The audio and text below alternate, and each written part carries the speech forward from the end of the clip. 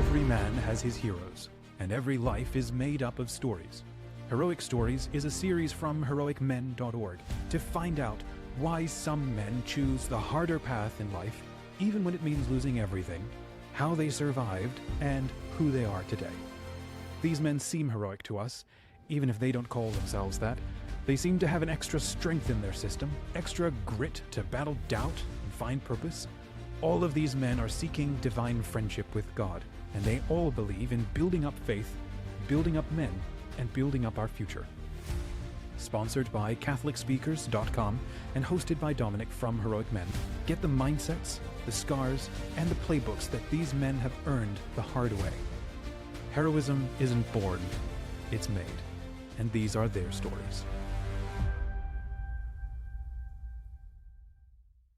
Hi, gentlemen. Welcome back to Heroic Stories. I'm your host, Dominic from Team Heroic Men, joined by Doc Dillon from Hope Not Nope. Good to have you, Doc. How are you? I'm doing great. Thank you for having me. Fantastic. Well, look, we get right into this show, and then we just sort of meet you and discover the man behind the mission through the conversation. First question is always a story of heroism that absolutely lights you up. Where do you go? So a hero to me, I think as Catholics, we're anchored in Scripture, and we're individually drawn to specific verses. And maybe it's based off of how we're uniquely made. Maybe it's based off of whatever season of life that we're in. But for me, that verse has been Romans 5:3-5. And that verse is, and not only that, but we also boast in suffering, knowing that suffering produces endurance, and endurance produces character, and character produces hope, and a hope that doesn't disappoint. So when I think of a hero, I think of an individual who is living proof of that verse. And to me, a person that comes to mind is a dear friend of mine, Tim Green. For background, Tim was a Syracuse football legend. He was a first-round draft pick in the NFL. He played for the Falcons for years. He then became a lawyer. He became a broadcaster, became an author. He did all these incredible things. But in this present day, he has a condition called ALS, which is Lou Gehrig's disease. It's an absolutely brutal condition. He can't move his body, but mentally everything is there.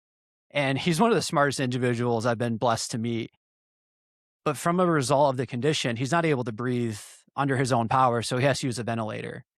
And for reference, this ventilator, it comes into the neck, and from the setup, it makes it where the individual isn't able to speak anymore. So in order for Tim to communicate, he has to use this technology in which he moves his eyes on a screen, and then once they pause on a letter, the computer types that letter. Wow. So you can imagine how frustrating communication can be. Mm-hmm. He has every reason to give up, but instead he's chosen to boast in his suffering. He's persevered. He's lived with so much hope and purpose. He not only wrote the foreword to my book, typing out each letter with his eyes. Wow. He's written 3 books in that fashion, and one of which was a New York Times bestseller. He's raised over $5 million for ALS research through the foundation Tackle ALS. And most importantly, he lives with so much love. His smile is just full of joy. He brings light to any room that he's in. And to me, what really makes him a hero is that he could have a long list of reasons to resent God for what he's going through, all the adversity that he's facing. But instead, we've had many talks, and he's told me that my job is to glorify the Lord in every opportunity that I get. So for me to witness his ability to face adversity and to have the courage to persevere and to choose hope, trusting in the destination, being obedient to what the Lord is asking of him, to me, that's a hero. And I can't think of any person in my life right now that's more deserving than him to be called a hero. That's incredible. Can you tell me a little bit more about yourself? You seem like a pretty active young guy. What is it about him that you didn't pick any other? I mean, there's so many other kinds of people out there. There's something about him that really clicked with you, resonated with you. Tell us more about your story and why someone like Tim is so heroic to you. Absolutely. So I have to go back a bit, and this is prior to when I was baptized into the Catholic Church in 2022. It was right around the time of COVID. And it was one of these situations in which I thought I had everything figured out. I kind of had my plan for life. And I always had faith, but I didn't quite have a faith home to be practicing it in. And I was so focused on career and work. I was finishing up my board specialization in sports as a specialized sports physical therapist. I was working crazy hours a week. I was working with 2 to 3 different teams. I was working full-time clinically, and I was working as a professor. So I was doing all these different things, thought I was crushing it in life, and COVID happened, and all of a sudden I had no work to do. And it was very eye-opening because the first time in my adult life, I was forced to pause. And in that pause, I just asked the question of, "Lord, what am I supposed to do?" I haven't asked you this yet. I've just been kinda doing what I think I should be doing, but I've never asked you what I should be doing. I feel like this pause is meant for me to discover that a little bit more. Not having, a faith home to practice in, I just picked up the Bible and I was like, I'm gonna read this thing from front cover to back cover. And like most people that try to do that, you get about 3 books into the Old Testament and you're like, I can't do this. I thought this was Yeah. supposed to be happy. I thought this was be joyful. Yeah. And those parts And are then needed. Leviticus one-shots you off, and that's it. Right, and we need the Old Testament to have the New Testament, but realizing starting your faith, a good starting point is not reading through the Old Testament. But I just started praying and I said, I just wanna learn. And the Lord said, I want you to start writing, which I thought was hilarious because I grew up with dyslexia. I had to go to special classes and kinda got my way through school by writing for emotion while ignoring sentence structure because I couldn't quite figure out where a comma went into. So I went to the healthcare field because everything's an abbreviation.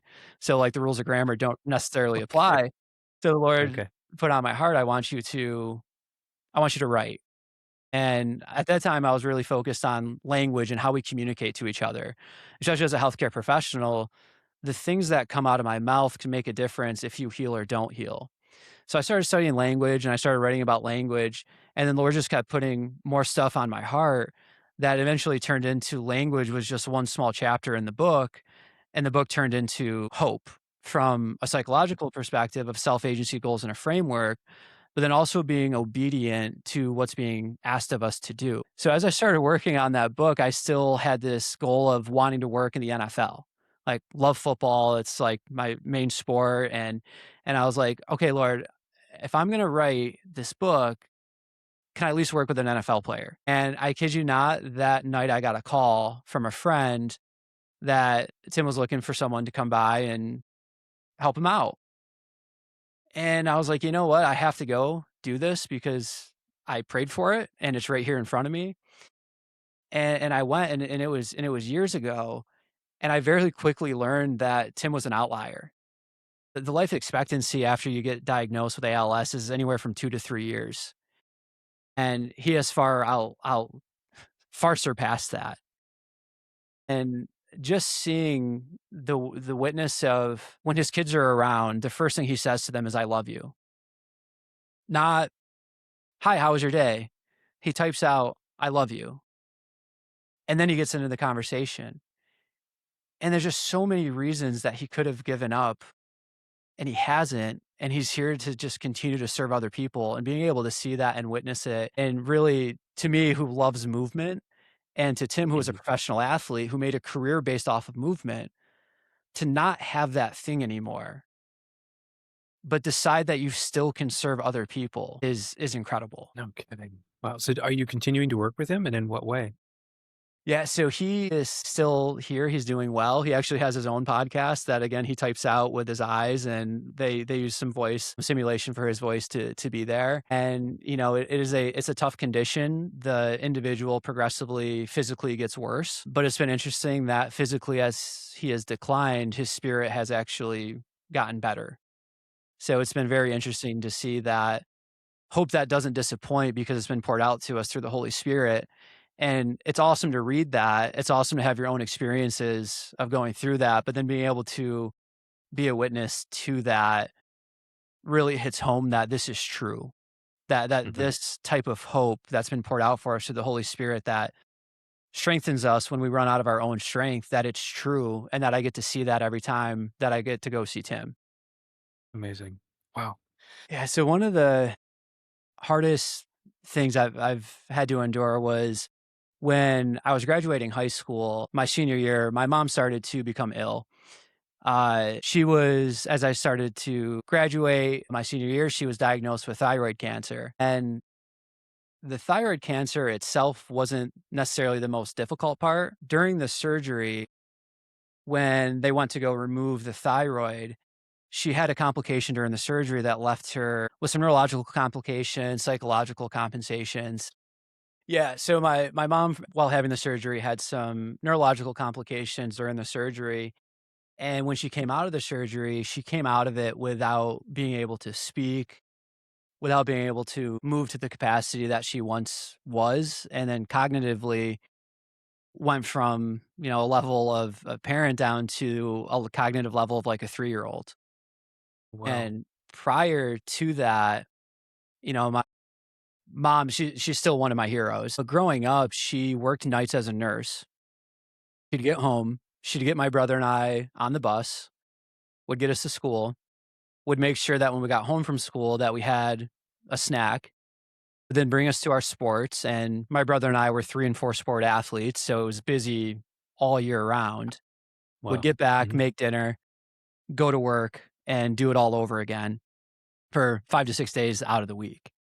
So growing up, my mom to me was this like unbreakable woman. Nothing could happen to her. She was just a force and could just keep going. And I think as you get older, you start to recognize the sacrifices that your parents have made for you, and you start, expressing a lot more gratitude and questions of, wow, how did they do all of that?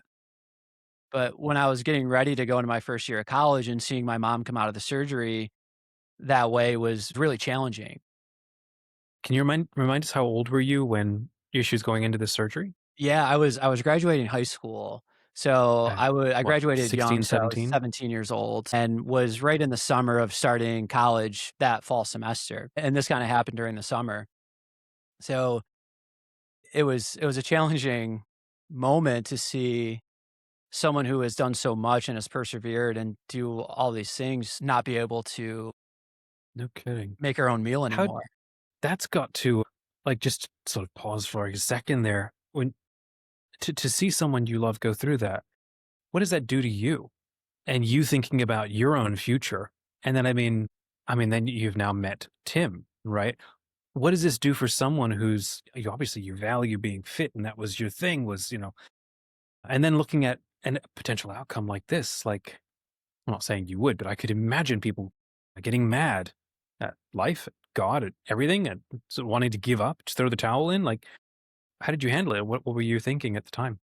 Yeah, at that time, I think everyone handles it a little bit differently, but for me at that phase in life, the way I handled it was I matured and grew up quickly. I very quickly realized that my mom needs help. My mom has sacrificed all of these years. I in turn need to help her. And at the same time, my dad was at truck driving school to get a CDL to switch careers and become a truck driver. And so he was finishing that to be able to help out with a lot of the bills. And I was at the appointments with my mom. So I kind of had to take on that role reversal a little bit of a parental role to kind of help my mom get questions answered and to make sure she was getting the resources. And I learned very quickly of what it means to die to yourself to serve others. I had some aspirations of playing college sports. I was getting recruited for football. I was getting recruited for college basketball. And that was kind of my thought is like, I'm going to go to college, I'm going to study, and I'm going to play sports and see where life brings me. And I tried to do all of that and very quickly learned that what was more important to me was being there for my mom to Yeah. help her Wow. recover a bit more, and that life would kind of take a path that was driven by the Lord and not my own ego or my own thoughts and desires. And so in the moment for me, it was really that switch to I was growing up. Parents always taught me to be optimistic. Like we went through a lot of challenges through our lives. We were never well off or paycheck to paycheck. But in that, we found joy in the moments. We found joy in the suffering. And I think that's why Romans 5:3-5 really anchors me and sticks out to me. So when that adversity come, I think it had been so trained in me to go, no, what is the hope in this? Where is the perseverance? Where is the character development that we can turn this negative into a positive? and what's the next best move that we can do. So for me, I really learned what it means to serve other people. Talking earlier about Tim, he's helped to show me that even more of what it means to really die to yourself. Of, does he want to move again? Yeah, sure. Does he want to run again? Absolutely. But he's saying, what's the next best thing that I can do? And for him, it's serving other people and glorifying the Lord. Mhm. And so it was, tough to have that moment early of transitioning from like a young teen to adulthood. But I look back and I'm super thankful for it. It helped me grow up quick. It helped me get my priorities in order. It helped me to learn what it means to actually serve other people. Amazing. You mentioned your dad, and if it's okay, I'm curious to ask a little bit more about his story. It seems like he was an influence on you because if I can be so bold as to say, seems like a pretty mature response for someone at that age going through this. And so that tells me, okay, there's some interesting foundation work that had Yeah. been laid down there. You mentioned a tough time. I'm curious, what's a little more of maybe your dad's story and or how was he formative or not, for you? Yeah. So I'll share this story, and it's to present one of my favorite stories. So growing up, my dad really took me under his wing, and he's blue collared. And from a young age, he would bring me out in the garage, and I thought I was doing like the best projects in the world. And I look back, and I'm like, he was keeping me busy. He's like, I'm going to work on the car. Here's a nail and a piece of wood. See if you can get this nail into the wood. Okay, cool. That took you an hour. Let me give you another task. But he was teaching me a lot of things in that, like tools around, there was some discipline. If you can't leave tools around, you got to take care of the stuff that you have. So he really took me under his wing and set a good foundation. But my favorite story is that my dad, when him and my mom were first dating when they were younger in high school, he was working at a Catholic church as a custodian. And the priest, Father Brown, he got to build a good relationship with. Now, my mom was baptized Catholic and she went to Catholic school when she was younger, but at the same time had a really difficult family upbringing. And I think my thoughts on it were that part of the church was associated with those events. And so when she had my brother and myself, we weren't practicing in the Catholic Church. We'd go to a couple Easter masses or Christmas masses, but that was really about it. And as I got older, my parents said, well, we wanted you guys to be able to make your own decision going into this. So they got married in the Catholic Church, though. So my father made a promise to Father Brown that his children would be baptized into the Catholic Church. And that ended up not happening when my brother had already been born and I wasn't here yet. So fast forward to 2002, I call my parents. I tell them, hey, I've been going to RCIA. I've found my faith home. I love the Catholic Church. I'm going to get baptized at the Easter Vigil, and I'd like you guys to be there. They were excited. It was a joyous moment. But then the week after the baptism, the priest that baptized me, Father Mano, was giving a homily. And in the homily, he mentioned going to church when he was younger and that the priest that influenced him was Father Brown. So after Mass, I found Father Mano and I go, I just need to know, is this the same Father Brown? And it ended up being the same priest. So I call my dad and I'm telling him about this. And he gets choked up a little bit and he goes, hey, thank you for making me good on my promises. Wow. I promised to Father Brown that my boys would be baptized into the church. And 32 years later, I'm half good on that promise.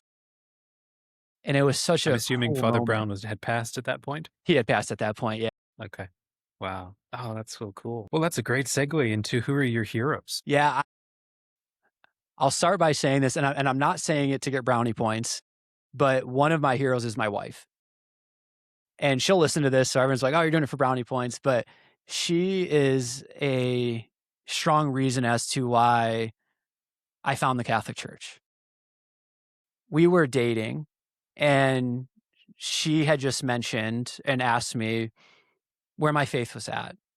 And if there Was was she a more ever, practicing Catholic at the time? she is a devoted Catholic. She was a missionary for 7 years and very devoted, like amazing, strong woman, firm in her foundation. Incredible. Because when I started the process, I have a lot of questions. I'm a deep learner. I'm very curious. And if I'm getting into something, I need to make sure that I know as much about it that I can. And I had a lot of questions that she very, very graciously answered and kind of guided me along the process. But when we were dating, she just meant, are you open to being baptized as a Christian? And I was like, yeah, I just haven't found where I want that to be yet. And I started going to non-denominational churches, very welcoming. The music was great, the snacks were great, but I was looking for something with a little bit more tradition, something a little bit more rooted, something with some more authority. And so she didn't say to me, "Hey, this relationship is over unless you become Catholic." She said, "Why don't you come to a Catholic mass with me this weekend?" Just a gentle invitation.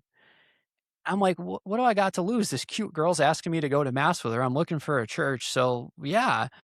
So I went to it, and it spoke to me. I felt like I was at home, but then I had that discernment and question of, is that really the case? Or do I feel that way because I was next to this really cute girl who I'm interested in? And the next weekend, she was traveling out of town. And I said, I'm going to go to mass by myself. I'm not going to let her know that I'm going. And I want to see if I get that same feeling internally. Mhm. So I went and had that same feeling and kind of was like, yeah, this is it. And the deacon offered an invite to RCIA that upcoming Nice. week. What was the feeling? What was going off? Was it like things you were hearing, or was just the experience? What was it that was working for you? I think I love art. Like I love science, and that's part of like my profession, but I love the art of it too. We can have all the science in the world, but if you don't have art to put it together to the human being, the science doesn't hold that much ground unless the art's combined with it. So I found the Catholic Mass to be very poetic. I found that not one word was wasted. I found a lot of things I was curious about because there's a lot of terms that I hadn't heard. There was a lot of kneeling, standing, kneeling, standing. There's a lot of reverence at the parish that we were at. And so I was just, if I had to describe the interested was, I felt like I was home, but I was interested. I was interested in the flow of the mass. I was interested in why people were saying certain things at certain points, and that everybody seemed to know the same prayer or part of the mass and could recite it and say it. And I just found it to be very interesting and fascinating. And it just felt right in that deeper dimension of the soul of I was just still. It was just nothing else mattered in the world. All that matters is that I'm here and this feels good and it feels right. So the interesting part about it was that the deacon invited us, people in the parish, to RCIA. And I'm like, that seems like the next logical step. Like, let me go learn about this. I'm still not going to tell Brandy, who is my girlfriend, now my wife, I'm not going to tell her because I don't want her encouragement be the deciding factor of me going. Because if this thing works out long term, I have to have a strong foundation that for some reason, if she started to fall away from the church, that my foundation could bring her back in. So I was like, I need to do this. So I go to RCIA, and the parish, it's a big campus, and I end up going to the wrong classroom, and they're doing a study on determining or discerning, is a guardian angel talking to you or is it a demon? And I was Man, like, deep end, huh? wow, this is heavy for a person that's considering entering the church. And so I sit through the whole thing, and Father Mano comes up to me afterwards and he's like, "So, what are you doing here?" And I was like, "Well, I was looking for RCIA. I'm wondering, was it? Like that was heavy." And he's like, "Oh, no, no, it's in the other building." So I go over to the other building, and the sisters are having a meeting, which I didn't know at the time. I just figured, oh, all the sisters are teaching the RCIA course. So I go in there and they're having a different meeting. They're like, "No, no, no, it's down the hallway." So then I went down the hallway, couldn't find the meeting. I was getting ready to leave because I was like, you know what? Maybe it's not meant to be. I put in the effort, I took the steps, and it's not working out. And I hear one more voice coming out of the classroom. So I just check it. I just open the door, and the instructor goes, "Hi." I'm like, "Hi, I'm looking for RCIA. I don't know if this is it, but I just figured I would check." And they got moved into the smaller classroom, and there was only 4 seats in there. 3 were already filled. So very, very, like, the way he said it was Providential. awesome, Yeah. but he just goes, "I think that's your seat." Nice. So I sit down in it, and then, it was a great introduction to it. And then I'm leaving the classroom, and our parish has this beautiful grotto in the back. And I'm walking away, and I'm starting to develop this relationship with Mother Mary. And I feel like up to this point, Mother Mary had a relationship with me, but I didn't quite know that I had one with her yet. And fast forward, my wife told me how much she prayed to Mother Mary for her future husband and just like stacking the graces. And I was leaving and the wind starts blowing. And I just get this voice that is just this audible voice. It's not your voice that just says, come see me. And I'm like, okay. So I go down to the grotto and I close my eyes and I just get this vision of Mother Mary hugging me and saying, you're in the right place. After that experience, RCIA was like the best day of the week for me. Like Nice. Wednesday night, I'm coming in, I have questions, I'm learning this. And then that evolved into starting to go to Sunday masses. And I'm asking Brandy all these questions. And she's like, where are these questions coming from? I'm like, oh, I'm just curious because I still didn't want her Just to know. curious. Yeah. Yeah. Until I fully made the decision that I want to do this and I want to celebrate this together when I tell her that, like, yes, I want to be baptized into the Catholic Church. Yeah. Wow. Wow. Well, I was going to ask two other questions, and maybe you can still answer them if you want. But that vision moment is kind of like pulled the rug out from needing to answer that. But what was your biggest objection? What was that answer? So, what was the biggest objection, and then what was the final objection? That and then you decided that's it. I'm 100% in. Yeah, that is a great question. I think the first objection or question that I had that was maybe a little bit of a barrier that I needed to get over was it was very popular in the media of the sexual abuse scandals. And the question that I had is that I was starting to believe that this church was built on the truth, that this is the church of Jesus Christ, the only church of Jesus Christ. And for me to fully dive into that truth, into the depths of my soul, I needed to know how could something so harmful happen? And she gave a beautiful answer. The RCA teacher? Both the RCIA teacher and Brandy. So Okay. the Nice. answer I got from Brandy was, and both kind of summarizing both of the answers, was that they didn't shade away from it. They didn't try to hide it. They didn't sweep it under a rug. They faced it head on. They owned it. They said, yeah, the church has made some mistakes, some really, really, really, really horrible mistakes. And I think for me, like character and integrity is a big aspect of relationship and community and really performing to our highest potential as a human being. So the fact that they didn't shade away from it was interesting. But then they also shared that the truth of this being built on the rock is true, but that the enemy attacks it and that we do have free will. And in that free will, sometimes people don't make the best decisions. And it's very complex, but that the church's stance on it is that it's completely wrong and that shouldn't have happened. And to me, that was really reassuring to hear that they're recognizing like, hey, yeah, no, that was bad, but this is still the truth, but really owning it as a whole community that this happened and that the church is trying to do the next best thing. And that at Mhm. the end of the day, we're all human. We're all human. And after Brandy and I got married, we got to receive a wedding blessing by Pope Francis. And there was this moment with Pope Francis that it was in a beautiful moment. But there was this moment that he's in a wheelchair. He had just come out of surgery and he had a little bit of agitation.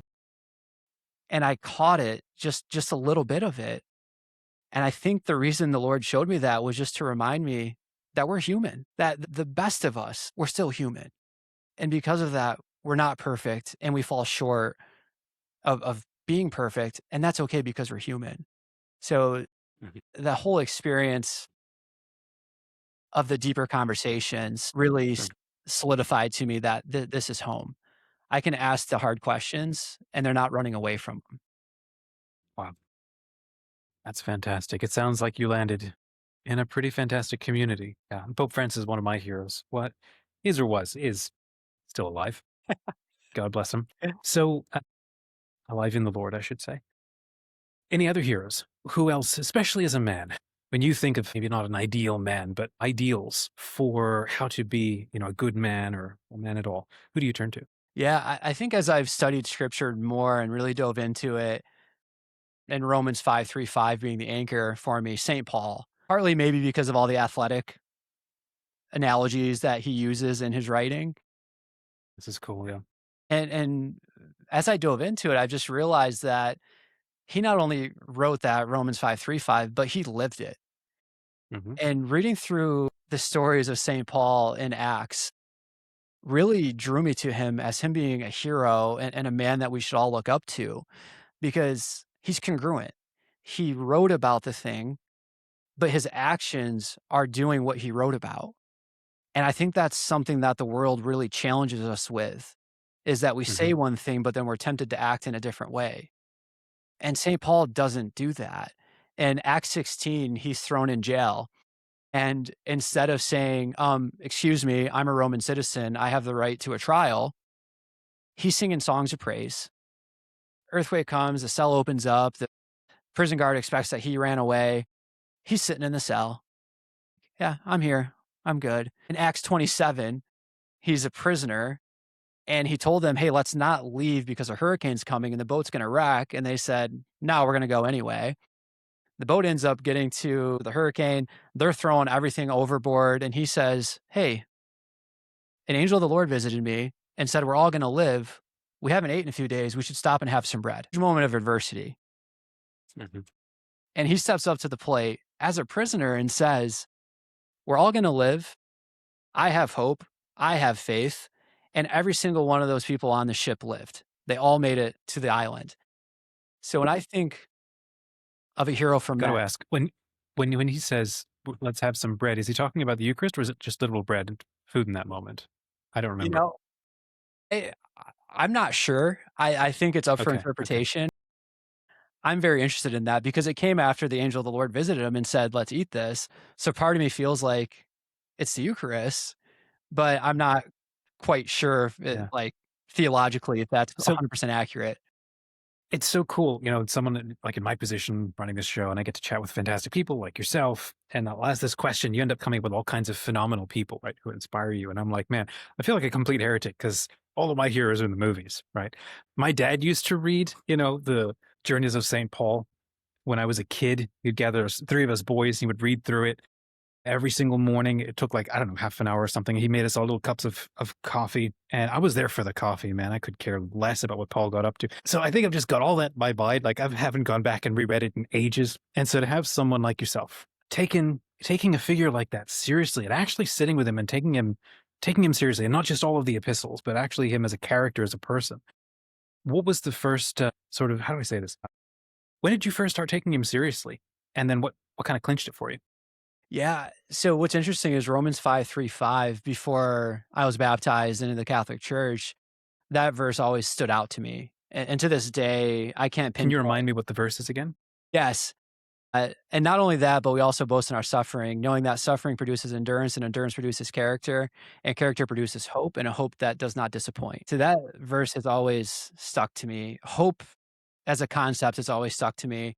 And then I learned that the translation of Dillon is hope, I think in the Irish language, which I learned like Really? a couple months ago, which I was like, huh, that's fascinating.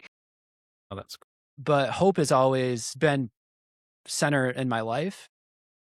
But I realized when people would ask, like, what is hope? I wouldn't necessarily have an answer.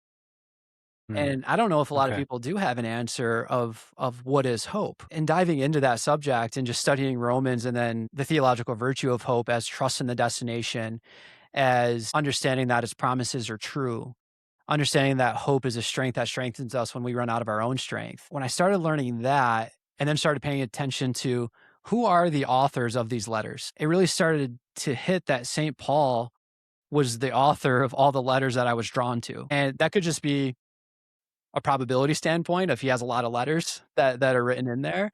But every single one of his letters, I got caught studying like in depth. Like I could only read a paragraph at a time and would have to sit with it and just look back and go, wow, what is St. Paul saying? And then, oh my gosh, he's actually living this out. Like I think of those circumstances of being thrown in jail and beaten and knowing your rights, but just saying, I trust in the Lord. Or to almost be shipwrecked Like, how many people on that ship would have said, "Hey, I told you so. I told you we were going to wreck. Told you we're going down. You didn't listen to me." Where instead he just steps up and is like, "Let's have some bread. We're all going to be okay." So I think the leadership that he shows in his congruency and his living out the theological hope and not just talking about it is really what has drawn me to his writings and his life. That's fantastic. Well, we got to start closing up. So closing question is your ministry, but more so in your life. Who are you here to be a hero for? Who do you seek to put heroic effort into serving, right? And I'll be really annoying. You can't pick God or your family because as a man, those are given. So who else are you here for? Yeah, I'll start simple and then I'll widen it out because sometimes the simple answers people are like, come on, I want more, I want more. So I've learned that and I've understand that. So simply stated, I'm here to serve whoever the Lord is asking me to serve. And I say that because I just got back from a trip with two of my best friends, another married couple, and my buddy has a business, I have a business, and he asked, "What's your 5-year plan?" And I responded to him, "I've learned to not make a 5-year plan. I've learned to just be obedient to what the Lord is asking of me." The longer answer to this is I strongly believe and what's written in the scripture that each of us has unique gifts and that each of us is a part that makes up the whole, which means each of us have unique gifts and interests. But the commonality between us needs to be that they're directed towards his will for our life. And if we have that commonality, the world can be a much better place filled with more hope. But for me as an individual so far, that's really led me into this area of bringing hope to human performance in sports rehab. Oftentimes in performance or after an injury, athletes are told everything that's wrong with their body, all of the bad things that make them feel like they're fragile, that they're not resilient. And they forget or they're tempted to believe that we're not created in his image. And I get to bring hope back into that performance equation of yes, the physical training matters, the conditioning matters, the rehab matters.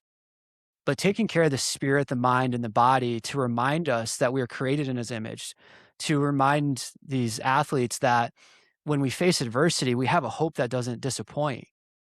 And being obedient to what the Lord has asked me to do in that space has led me to things that I couldn't have envisioned. And I know people say that all the time of like, you have a plan, but the Lord's plan is better for you than what you would have envisioned. I can 100% attest to that. The stuff that I'm doing today was not in my playbook. And it has been far greater and far more impactful than anything I ever could have thought of or drew up.